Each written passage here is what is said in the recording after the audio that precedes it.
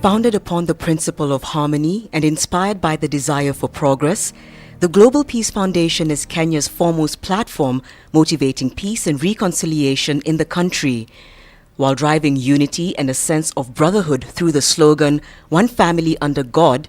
The foundation has garnered the support of stakeholders, government and the public at large, allowing Kenyans to engage with each other in a more open and cohesive manner. Despite this, some members feel there is a need to break barriers and be more forthright about our desire for greater democracy. Whenever there's a major activity, national activity, peace initiatives should be given a chance so that people talk about it in a more structured manner, in a more strengthened way, so that everybody gets to know that it is a national program. Yeah, because if people don't know about that, then they may think it's just one of those things that people are talking about and it is really not important. The foundation's focus in Kenya is on achieving the Millennium Development Goals while working with the United Nations in seeking sustainability. If you recall that UN was formed in 1945 for the peace and development, and GPF is promoting the same philosophy. That's why we feel that you are promoting the same philosophy for which UN was formed. And peace is priceless. At any cost, peace is cheaper. And peace is necessary, basic ingredient, ground for development. It's not possible for only, that UN is intergovernmental body, and it's not only the government which can do all sort of things. That's why UN is promoting from last century, last decade of the last century, through the Millennium Development Goal, that unless there is equity, there is a sustainable development, peace can't be restored. The program has already shed light on key issues regarding the peace process, highlighting the nation's main focus on peace building and the impact this would have in the country's next elections. Without peace, it will be very difficult to conduct a free and fair general election, with people's minds being poisoned by politicians. So we will, as a faith community in Kenya, endeavor to speak to our political leaders to tone down the political rhetoric and to consider that we do not want a repeat of the 2007 and 2008 post-election violence. Implemented against the backdrop of Kenya's disputed 2007 elections, which saw hundreds killed and thousands displaced from their homes. The impact of GPFF in partnership with Peace Corps, I can say it's invaluable in the sense that we've been able to go to the field together, particularly in Molo, Kuresoi, Njoro, and the larger Nakuru.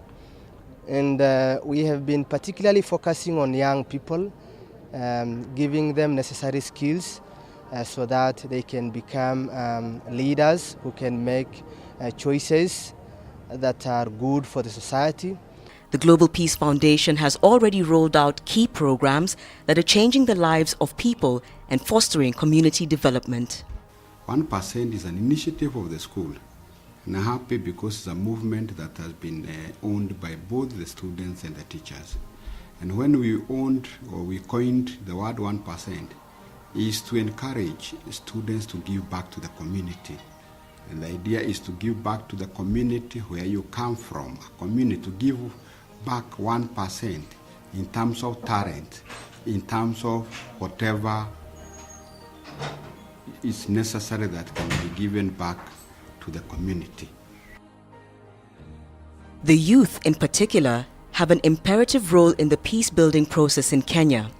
Often blamed for disturbing the nation's path towards a more stable future, they now have an opportunity to exercise their opinions, participate in community development, and enhance peace and security in crime spots across Kenya. This is the role Community-Driven Development, or CDD, has played in youth empowerment. When you talk about achievement of Millennium Development Goals, it will not be achieved by anybody else but us. And for us, as leaders, we have to understand that we live it. And these students will look at us and ask themselves whether or not we are doing what we are preaching to them. And therefore, it is very good that the character competency initiative has first and foremost sensitized faculty or teachers, who in turn are sensitizing students. And on a day-to-day basis, the competence that we achieve will be the one to be interpreted in the community. And we have to make sure that these students understand that the community they develop is their own.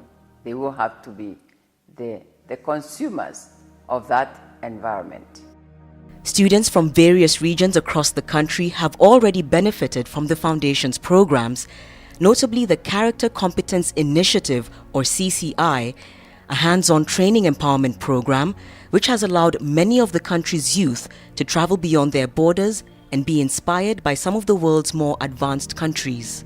I saw people there, people who can give you encouragement on how to achieve your dreams, people who can give you encouragement to build your life, people who can give you the power to be what you want to become, and truly you can become that person. I really recommend all students who have the ability, if they are given this chance, let them not miss it. It's a great chance. The Global Peace Festival was held in Kenya in 2010 and was complete with festivity and pomp, pulling the country's key figures together under one roof, while creating an ambience for engagement and solidarity in some of the table discussions held in the country. This air of optimism continues to grow, but the Foundation is keen to see it birth a new era for Kenya. The process of healing was supposed to go on, and the expectation was that by 2012 election we'll have healed, and basically Kenya could have been, we could be now dealing with issues more than the tribal differences. But because this is still strong, as we see recently when with the campaigns, the political giants are still kind of taking sides, and we can see Kenya is also taking the same direction. We feel like the vision of One Family Under God is so important in the sense that that we are one family. So as much as issues come about and the differences come about, but we have to look at this from the point of view that we are still Kenyans and we are brothers and sisters, and the only way we can be able to go beyond the challenges are we'll still remain Kenyans. Rewriting the country's history has been done in the form of the country's new constitution, pushing its citizens to the next frontier of the nation's bright future. This was delivered through a vote that was seemingly inspired by our country's national prayer, as one of the Foundation's members puts it. And when you talk about national values, that is the bedrock. I will pick just one line, na tukae na undugu, amani na uhuru. That's a masterpiece in itself. Because in that line, in the English equivalent, you're calling the people of Kenya to really, treat one another as brother and sister. You are telling them it is valuable to stay in peace, and above all, you're preaching the gospel of freedom, uhuru.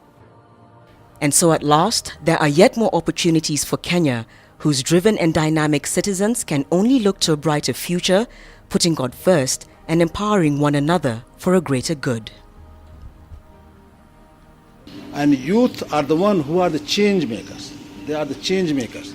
And I think you have a very good program in GPFF about youth, GPYC. And I think through that one you can reach to the half of the population whose future is at stake. Today they are the highly educated, but they are facing the highest challenge also. And they are the one who are the leader of today and the leader of tomorrow. So I think we should involve youth and to see that how GPF can connect with UN to promote and to address the global issues and problems which government alone can't solve.